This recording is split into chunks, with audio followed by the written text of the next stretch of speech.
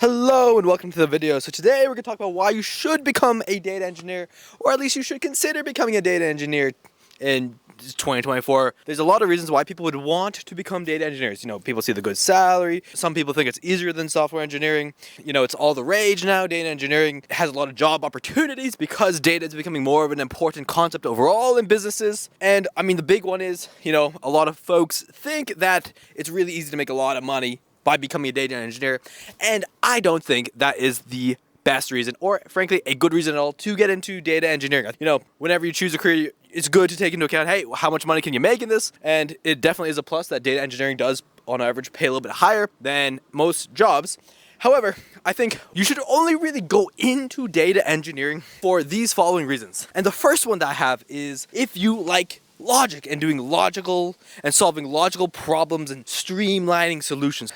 Point one, if you like logic and if you like creating logical solutions to kind of flow processes. What I mean by that is in data engineering inherently, a lot of it is just kind of logic. Like you are working with data and applying different types of logic at different steps along the pipeline. If you like logic, generally it's not going to be as complex logic as you would find in AI engineering or data science roles. ETL transformations you can find yourself getting into can be pretty complex. So it's not simple logic all the time. A lot of folks think that data engineering is simple logic, and to a degree, some of that is true. But really, how complex a project can get really varies project to project. I think it's very short-sighted to say that data engineering is simple logic. But if you like working with logic, working with data, and applying logic to data, ideally in like pipeline situations, then that, in my opinion, is a good reason to consider becoming a data engineer. Before we go into the second point, the reason why I think it is very important to not just look at the salary of what you could get as a data engineer, but look at the skills that are required to be successful in that field.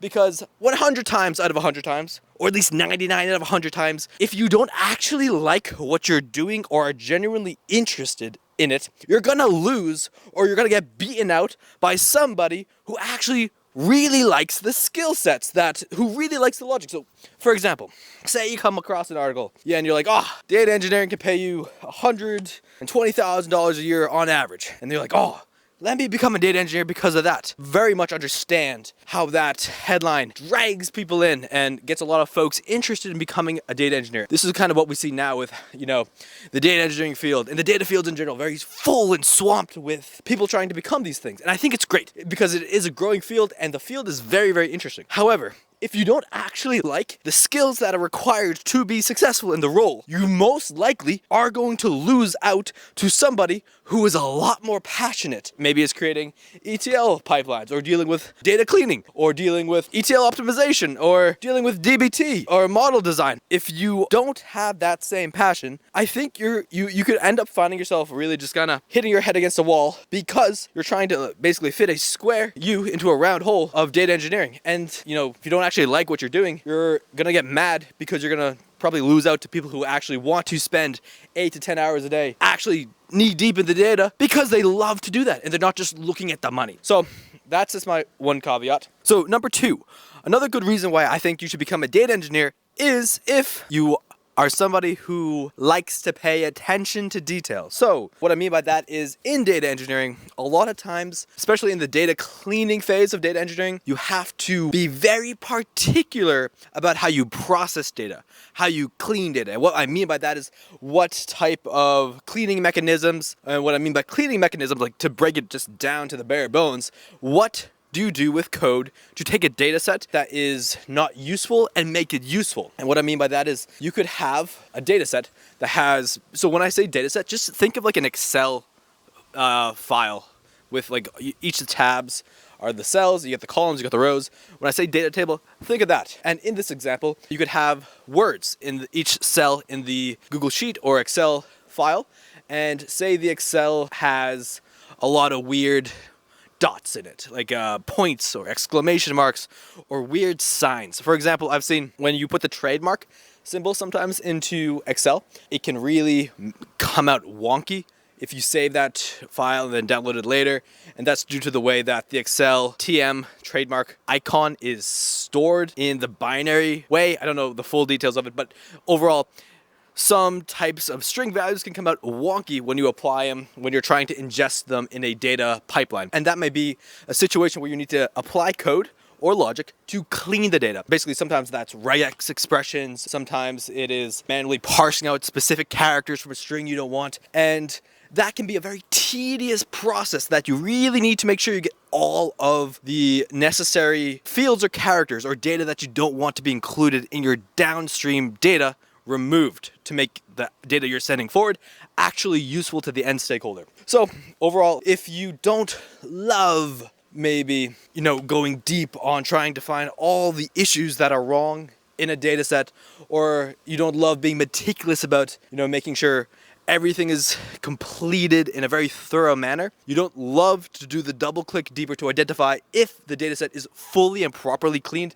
to ensure that there's no unexpected data values in the data set that should not be there downstream, then I'd say maybe you should not consider being a data engineer. But if you do like to pay attention to detail, you are meticulous about ensuring that all minute details on a data set or a large data schema are cleaned in a uniform manner. You like to do the double click, you like to go the next level deeper and ensure that all the small things that could go wrong are actually ordered right, i.e., you have set data types correct, you have set data types uniformly, you have coerced unspecified data columns to specific data types for downstream handling. Then I'd say, hey, if you like that, if you like doing that type of stuff, then data engineering might be a good career to consider. So, if you like attention to detail, I would say, hey, maybe consider data engineering. That could be a good idea. And yes, these are my pajamas, if anyone in the comments are wondering, and they're quite comfortable, and I'm very happy to be recording a video in them. The third reason why I think someone should consider becoming a data engineer, if they have this innate quality, is if you like approaching problems from a systemic mindset. And let me elaborate a little bit more on that. So, a lot of data engineering problems, you need to approach things in a very structured, systemic manner. For example, data pipeline. That's basically a very structured process where the pipeline, basically you're taking unstructured data, you're running it through an ETL process, and then you're making that data available downstream for end users. And usually that process is not like an ad hoc or a random group of scripts. If the data engineering is done properly, usually there's a very systemic, method-based approach to pipeline. You don't want your pipeline to be non-standardized. You want the data to flow in a very methodological manner through defined systems that have been stress tested and set up and very thoughtfully architectured to have a successful and scalable data pipeline. If you like to approach problems from a very systemic approach method, then data engineering could be a good and interesting career for you.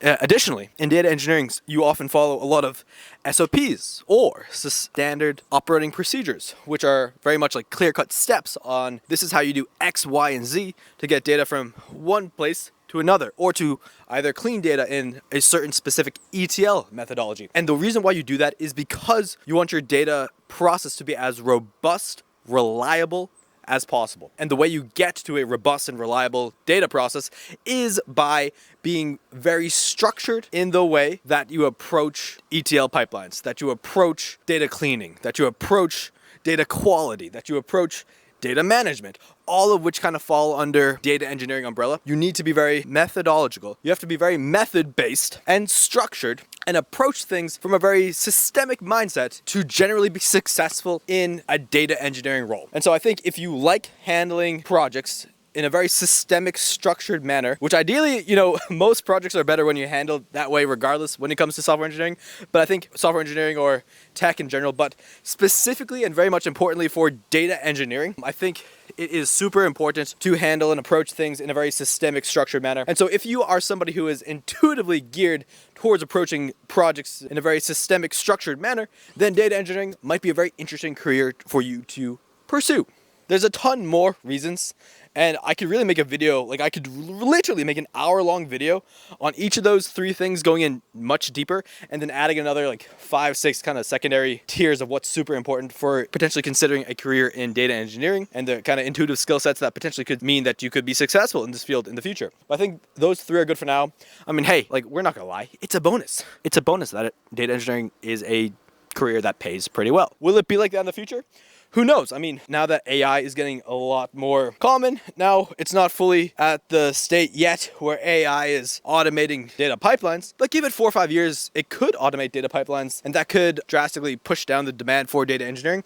I personally think that AI will never fully replace data engineering because you will need people to oversee and monitor the AI performance, and data engineering, you want people who are skilled and working on that domain, because the data is the most important part, in my view, of many companies' success and future. And so if there's anywhere you want to over-index, it probably would be in data, in my opinion, and people who are skilled with handling data, i.e. data engineers. But yeah, in the future, a lot of AI will probably automate parts of pipelines, maybe recommend different schema architectures, and maybe help automate a lot of data cleaning, which frankly will be nice. But that's not where we're at now. Maybe we'll get there in the future, and maybe in the future that would drive down data engineering salaries. But right now, data engineering salaries are pretty good. There's a lot of very good and interesting reasons to get involved in data engineering. If you like to approach problems systematically, if you like to use logic to solve problems, if you are meticulous and like to be very detail-oriented, and you like to think of yourself as potentially the plumber and electrician for data, then data engineering might be a great career for you. And so with that, I hope you liked the video, and I'll see you in the next one.